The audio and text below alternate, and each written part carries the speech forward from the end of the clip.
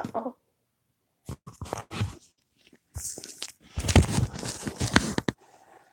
Hi, y'all. Oh, I meant to have it turn the other way, and oh, it didn't work. Oh, let me see. I don't think I can change it. We'll just do what we can here. All right. Hi, everybody. It's been a little bit since I've been on. I really wanted to go out because it's so beautiful today, but it's so hot for me. It's been floating around the 90s, and I know in some places it's so much hotter, but I tend to feel a little sick when I'm in the heat. So I am indoors with my boys. We did errands when it was slightly cooler yesterday. And I just wanted to check in and kind of update on what's happening here. And there's been so much awesome community action and topics that's been going on that I've tried to, share a comment or at least kind of be involved, but I haven't really had time to do videos myself, mostly because I've been getting used to my reading app that I've been working through. We're supposed to keep our identities secret on the site, but I talked a little bit over on oh my goodness, I think her name is Nobody. On her live chat the other night, I shared that I do readings on Purple Ocean Psychic Reading app, and I'm really enjoying it. I dealing with a lot of clients who are dealing with a lot of root-based, survival and, basic love relationship type readings, but it's still awesome and really great practice, and it's helping me to help others and keep in practice and really get involved again as a community intuitive reader in some way or form, because I lost my basically my whole reading community and my spiritual community back in Utah when I moved, and I haven't quite been able to get back into the swing with the local community.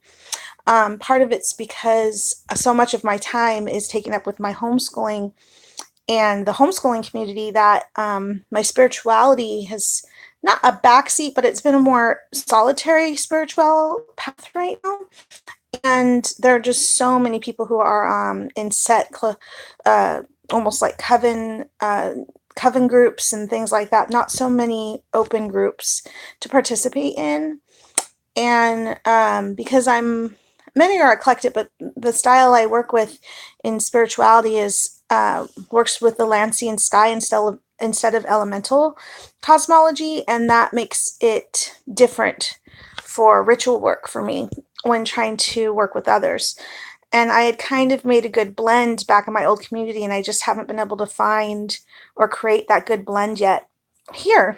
So as I mentioned just a tad on the Hermit's Cave live chat that just happened, I have really been leaning on our spiritual community here on YouTube as a way to have a social outlet for my spirituality and, readings and oracle exploration, tarot exploration, practice and, sharing with community, the whole thing.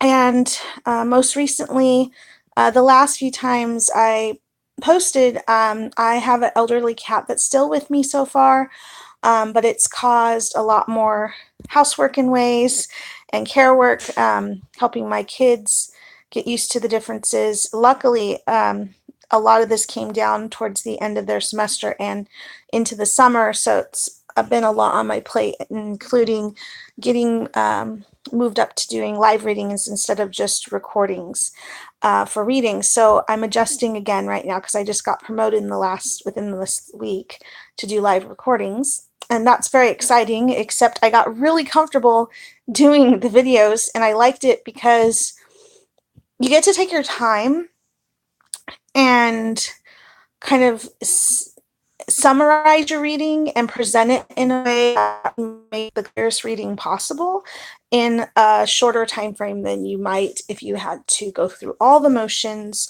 of shuffling and connecting and doing your spiritual work in doing an in-person reading. You really get through all that, and then you simplify in summary form of a reading for the clients. And I've been getting pretty comfortable in that. And now I got activated for live and I find myself nervous. And I realize that as much as I can be an extrovert, I am somewhat of an introvert at heart. Not because I don't like people, but because I have anxiety and sensory issues that make social encounters um, basically stressful. uh, I'm the person at the party who wants to do readings because I know what I'm doing and how to be funny or involved or any of those things um, uh, while doing readings and kind of spiritually entertaining people far better than just one-on-one talking because I can be a little um, how do you want to say uh, verbal diarrhea-ish in social situations because I am trying to calm the sensory stimuli that happens in social situations. There's the interaction with the people and then the stimuli that I get physically. It can be a little overwhelming. And hello, those people looking in so far, please feel free to comment and join in the conversation. So yeah, I got so used to doing the video recordings and just having a few back and forth messages that the system has built in that I got into a very comfortable zone and to be activated into live readings again, which let me assure you, I was in-store reader at a local store back in Utah for around 10 years. And then I did a lot of nonprofit psychic events and a radio event regularly and some booth events. I'm not an unexperienced reader. It's just when you get into a groove where you're not in front of people as much anymore, if you tend to have anxiety or the sensory issues, you get to a certain level of comfort, and then when you push it again, it's a little nerve-wracking. If you have any kind of anxiety or stress kind of disorder, you will understand what that's like.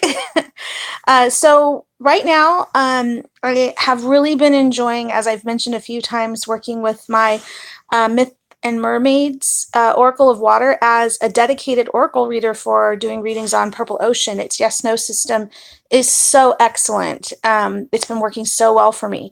And I also have kind of gotten into the habit of only using my Oceanic Tarot as my working deck for when I work and connect with people on Purple Ocean. I'm having a hard time using the deck outside of work, so to speak, just for personal readings or study purposes, because I was trying to learn and stay connected to Tarot by working with um, the Oceanic Tarot to keep in sync with Tarot practice and keeping that stream alive, because I just found a few triggers in the sense of flashbacks, and I have a fairly I'm not sure if you call it healed. I have a better control over my stress, post-traumatic stress and anxiety um, connected to my spiritual interactions with the Christian faith in certain uh, church sects. I've done a lot of healing work, but there's still some symbolism in tarot that can be very much a trigger in the, I guess you would say, the psychological sense. Not just emotional sense. There's stuff that gets brought up for me. And so I really made a point to connect with oracles and divination systems that didn't have that trigger effect for me. But I still find tarot a very effective divination tool if I can find decks that don't have the symbolism as heavy of those certain symbolism connected to say like the devil card and having it look a different, still the meaning, but a different manner of that energy, right? Take judgment and having it still be the meaning, but not have it so, I'll just say Christian looking. So I've been leaning on that Oceanic Tarot for, as I said, for a working deck. And now I'm like, ugh, I'm kind of looking at my other tarot and I'm like, well, these are all such beautiful decks. I don't know what to do. I don't want to throw them away. I don't want to, I think I'm just going through a transitionary period. Um, what with my kids and their challenges that they're having right now and my personal spiritual challenges, I'm figured out that I need to push myself again. And it's a little hard to do that.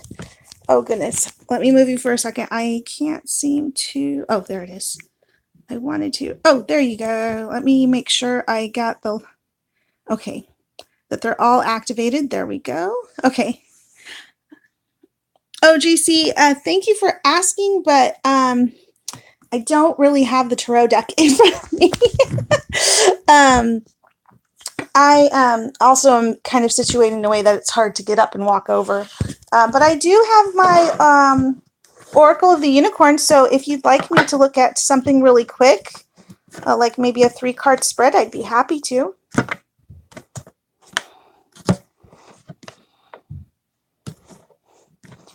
Yeah, I'm kind of like with a lap table here on my bed in the corner trying to get in a good position for light. All right, is there a subject you were curious about?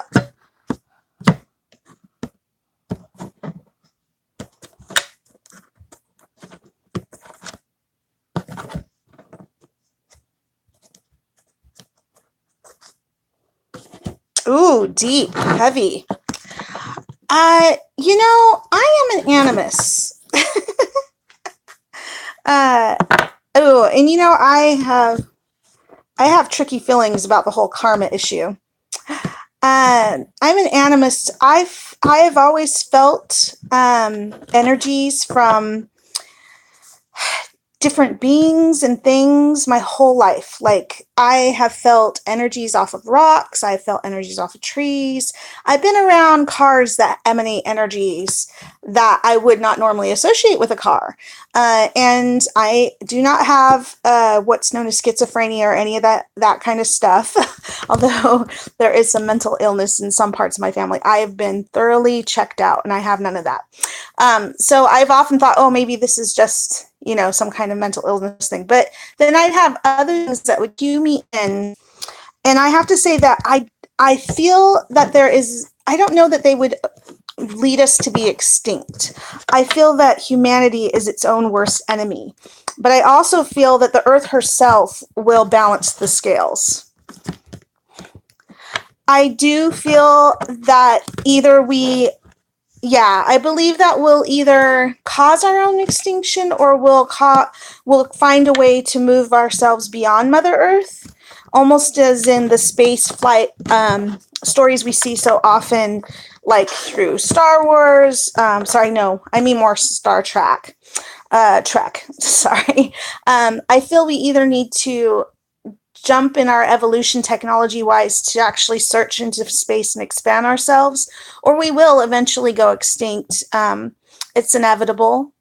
I feel that our energy forms will move to another form or way of being, but I think that at the same time, there is hope that at least part of the species or part of us as a collective group will move beyond what's experiencing here. So IA's taking over. I don't know, because we are so much like, I believe that a portion of humanity could make a break from self-destruction, but it will take, I hate to be corny, but it will take a great amount of love and independence and ingenuity and that very unique trend of not following the masses. It's when you follow the masses, it usually leads to a sheep mentality. And my analogy with that is that when you follow and trust the group, half the time, a lot of people get hurt because of that group mentality thing that can happen. But if you're willing to go break outside the mold, that's when creativity and hope and chance and all those things happen, is when you break outside the mold. That's just how I feel about that. Sure, I don't have a tarot card, but I do have my oracle cards in front of me. Sorry, folks, I'm on my phone and it wants to ring. So let's see here. Let's see what card's coming up for you. Let's see what the unicorns want to say. Ooh, interesting. We have intuition and nature. I actually felt pulled to pull a second card. So intuition, it's about, let's see, what am I drawn to most in this card? Okay, so listening to the whispers of your heart, and that you have great intelligence in your own instincts on making choices and turning things the way you need to go. It also mentions things like use divination tools to help you decide. Like, to me, that always makes me think of pendulums. But there's so many different tools. And to me, the word tools really comes up, but intuition is a tool unto itself. It's a natural tool we all have to help us wade through things in our lives. And the other card, so interestingly, is nature. And it's talking about grounding and finding sanctuary in nature. So if you're feeling a little bit on the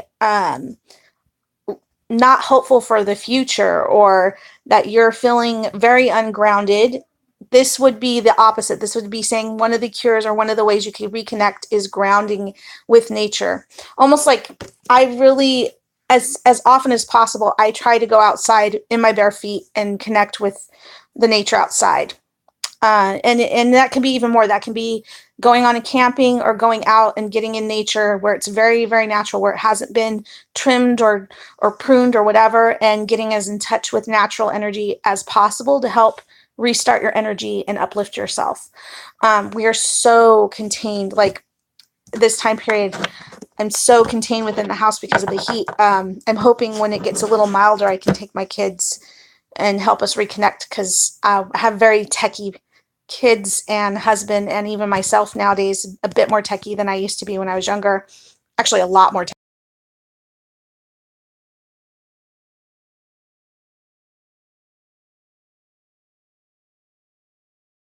Off balance that. So I've kind of been off here for a little bit because I had so much busyness going on, and instead I've been going outside and trying to reconnect. It needs to be a balance between the tech and nature, and our own natural selves. So see if that works in your own life as well, I would say. So also on that note, I have been working more for myself with my Oracle of Unicorns, and also reconnecting with my Fairy Oracle, because Brian Froud's stuff is so earthy, so otherworldly, and yet so present at the same time. And I've just really needed to reconnect spiritually with those aspects of myself, because so much of survival mode has been going on and being really in the thick of tech and the work I've been doing. As much as it is spiritual, I have to work with a lot of technology, at least my phone. And sometimes I need to unplug. And the one awesome thing about Brian Froud's work, as much as it can be otherworldly, it is very earthy as well. Brian Froud's, I actually met him twice at Fairy Worlds. It's an event that happens in the summertime. I don't know that I'm going this year. We tend to go every other to every third year. I got my second son through participating in Fairy Worlds. And like I said, this deck speaks on many levels to me, and I was really struggling. Like I said, I'm feeling very connected to my Oceanic Tarot when I'm working, but outside of that, I'm just not feeling my Tarot decks right now, which is funny because I do get pulled towards just looking at the imagery, if not using them. Hello, whatever. And JC, thanks again for asking questions. And if I missed saying your name when I answered your question, please forgive me. It flashes really quick, so I can't always read everything on there, since I am doing this over my phone. Can I check your tarot? I'm not showing tarot right now. I was talking about it before. I don't have my tarot right by me. Oh, I love this dude. That's that gnome. He has such a grumpy, spunky attitude. Hello. Oh, neat name, Stoner Horseman. I like that. And this one's G. Oh, the G, the Hob Hobia. He's pretty cool. Almost got a earthy rocker vibe going on there.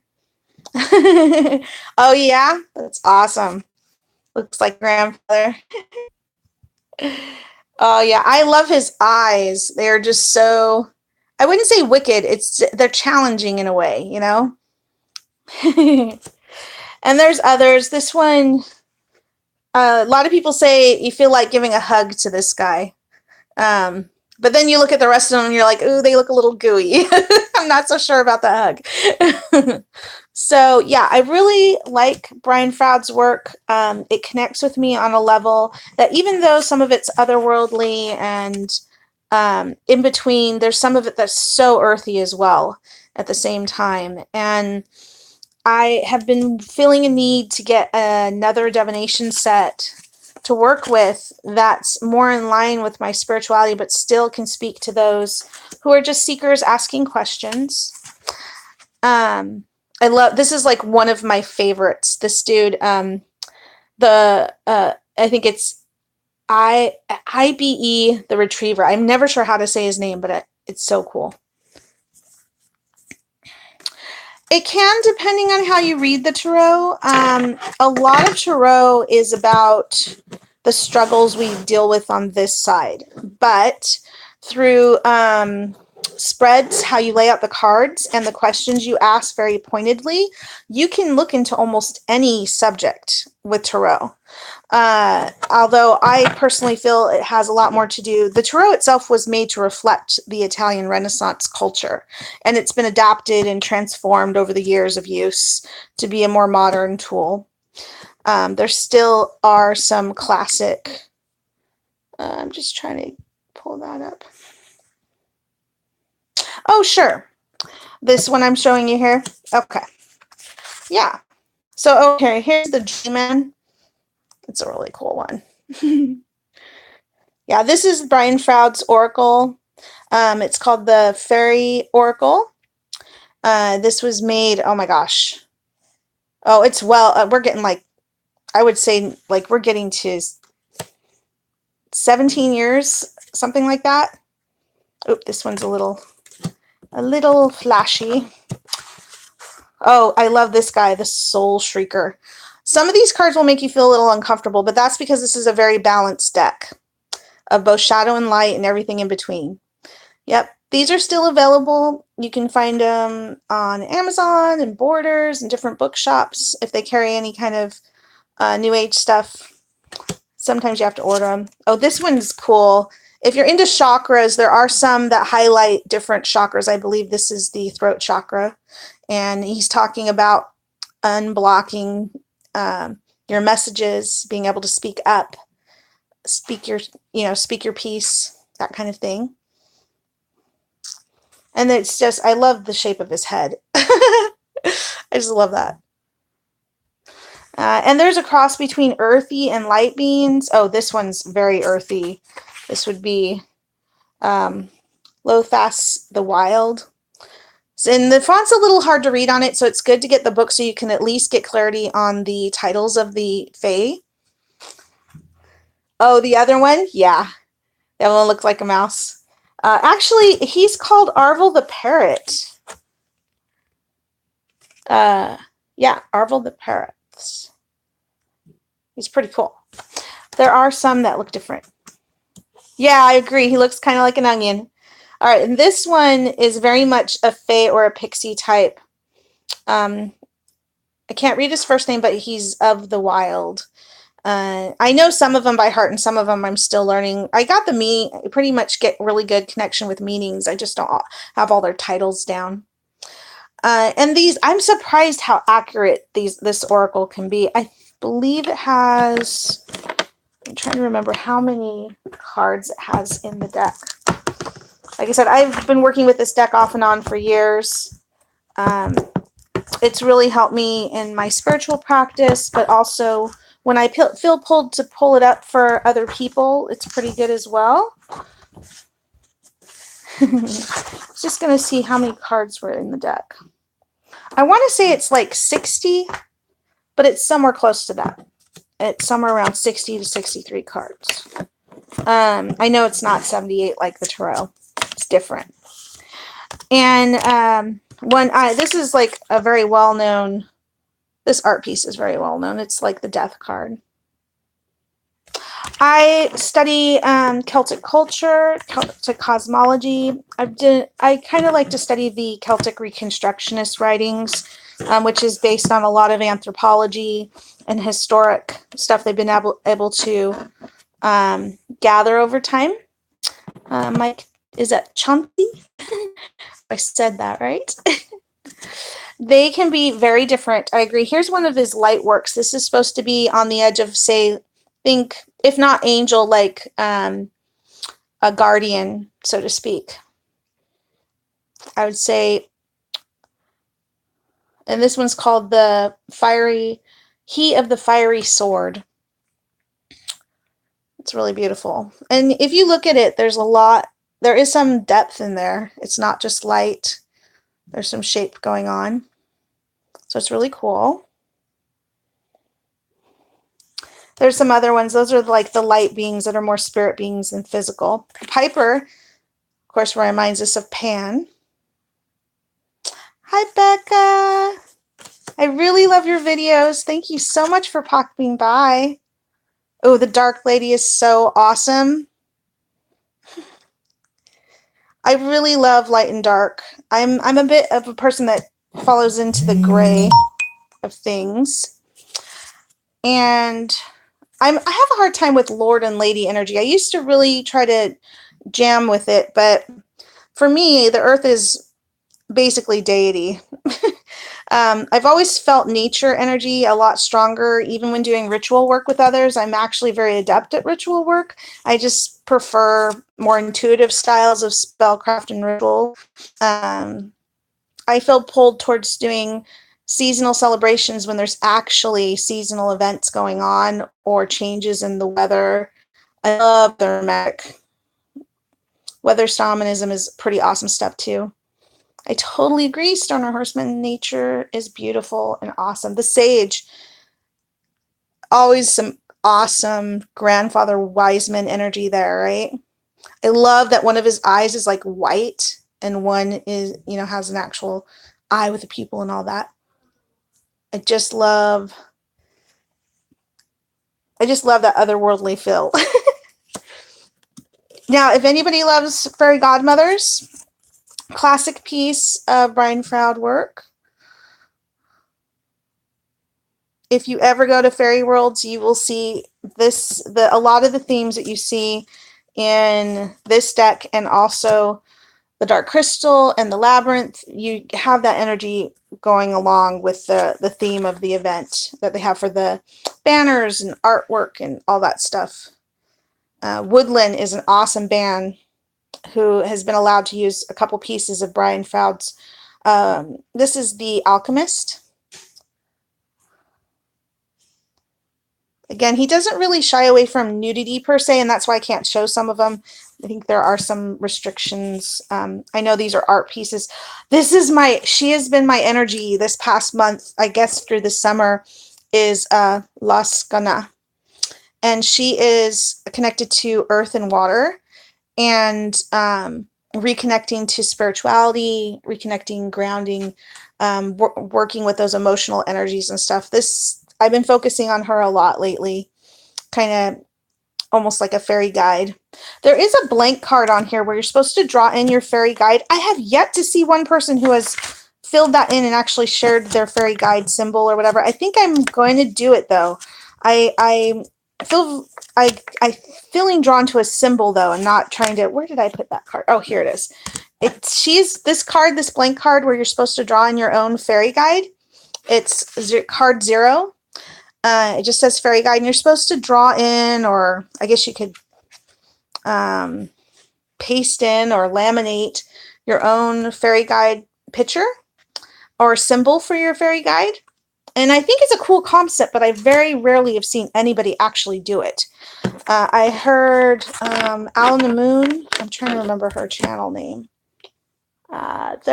She says she's done it once or twice. I'm trying to think. It's Alan the Moon, I think. Can't remember. But she says she'd done it a few times. And I think that's awesome. Bye, Stoner Horseman. Awesome. Yeah, so I just want to let you all know that I will be doing videos again. I'm just having a hard time finding my voice. I love doing the deck reviews, but I'm finding I don't want to buy as much. Some of the decks that I'm waiting for aren't going to be out until September and October. And I'm going to reduce how much I'm buying because I got to a point there in late spring, early summer, realizing I was just buying to try to like keep up with other people. And that's not really why I like to buy decks. I just kind of fell into that habit. And I need to be a bit pickier about how I spend my money. Oh, here's another one, the indie. I love this dude. He's such an innocent energy there. Curious, almost shy. But this little dude at his feet, oh, so much personality. Totally different energy from the indie on top. I love it. And sometimes, you know, you get drawn to different parts of the pictures, and it's totally different info you're getting. Here's the maiden, and it's such a young maiden. She's a little child. A lot of time you hear maiden, you're thinking more like, you know, a teenage girl or a girl almost a teenager, that kind of age group. But they've got a little chubby little girl. Adorable. I also love how there's different body types, different beings, literally. You can find everybody in this deck. Some of these are reversible, like this one. Oh my god. Do you see him? Yeah? Do you see him? I love that too. I love the reversible aspects of some of these beings. That was the man. Really cool. You may recognize this one. It's on the back, but the topsy-turvies were also in the labyrinth. I love the middle character because you can still see faces when you reverse it. All over. I really love that effect. Oh, so cool. All right, so thank you so much for popping in and hanging out with me here. I think I'll let you all go for now. I just really wanted to check in, explain a little while I've been gone and what's been going on. I'm reconnecting with this fairy oracles, hoping to use it more. And yeah, really enjoying where I'm working up on Purple Ocean. And if you want to search there for me, please keep private my identity. But just look for Oracle guidance or Oracle readers, and I'm one of them. Okay? Thank you, Becca. Hi, everybody, and bye. Have a great week. Have a great day. Wherever you are, whether it's cold or hot. See you soon. Bye-bye. Okay, where did it go? Oh, there it is.